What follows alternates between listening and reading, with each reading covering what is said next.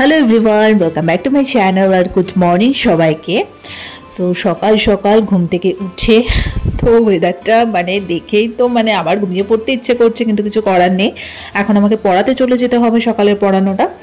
So তারপর আমি বড়িয়ে যখন বাড়িতে আসলাম তখন আজকে দারুণ একটা ব্রেকফাস্ট দেখলাম, সবটাই তোমাদের সাথে শেয়ার করব। আর চারপাশটা না এত সবুজ হয়ে যায় এই বর্ষার টাইমটাতে, দেখতেও কত ভালো লাগে।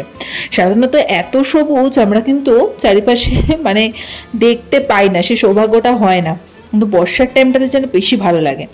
সো যাই হোক, আমি পড়িয়ে বাড়ি চলে এসেছি। তারপর তোমাদের দেখিয়ে দিচ্ছি আজকে স্পেশাল ব্রেকফাস্ট।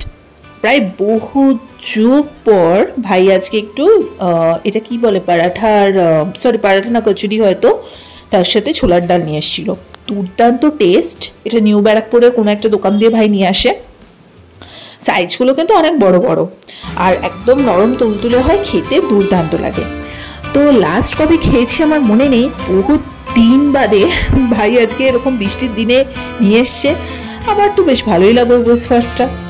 তারপর যথারীতি স্নান টান করলাম, করে সুন্দর করে পুজো টুজো দিয়ে দিলাম।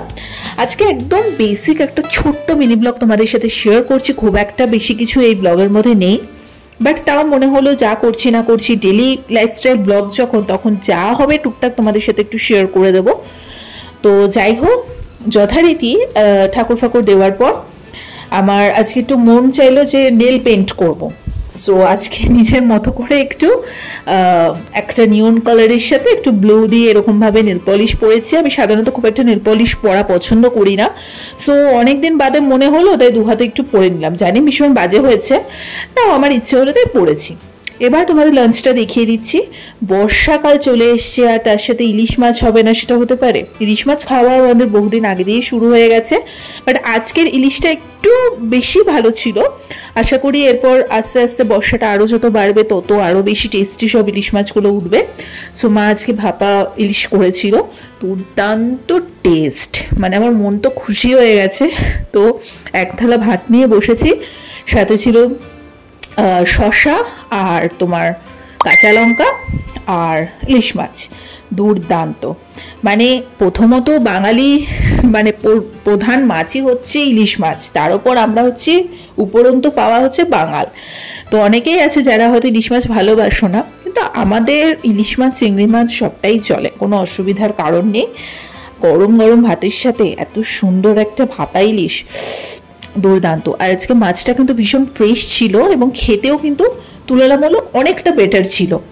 কারণ আমরা সবাই জানি যে এখন যত সবে সবে বর্ষাটা ঢুকেছে, তো অতটা ভালো এখন ইলিশ পাওয়া যাবে না, আরও যত বাড়বে তত বেশি ভালো হবে। বাট তাও আছে, মাছটা কিন্তু বেশ ভালোই ছিল আর রান্নাটাও হয়েছিল দুর্দান্ত। সো ভালো করে আজকে লাঞ্চটাও করলাম। লাঞ্চ করার পরের পোর্শন আর কিছু ভিডিও করিনি, তখন একটু শুয়ে পড়েছিলাম। তারপরে আবার যথারীতি রেডি ফেডি হয়ে গেছি বিকেলে পড়ানোটার জন্য।